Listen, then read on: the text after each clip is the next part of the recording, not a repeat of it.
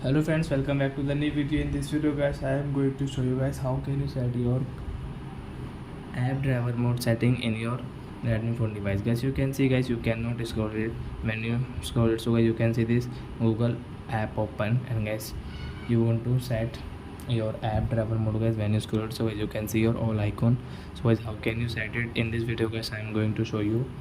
So before starting video friends, I want to tell you, if you're new in my channel and you are watching my video first time, so I first of all go and subscribe my channel, click the bell icon and like my video. So friends, first of all open your phone setting to set it. Then guys scroll and guys you can see your home screen. So guys tap here. Then guys you can see home screen.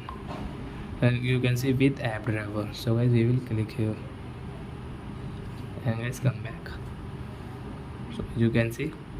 Then guys you can scroll your phone and guys you can see your all app list.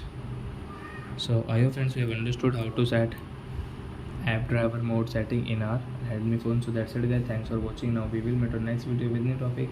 Before going guys, please go and like my video, subscribe my channel. Bye bye friends.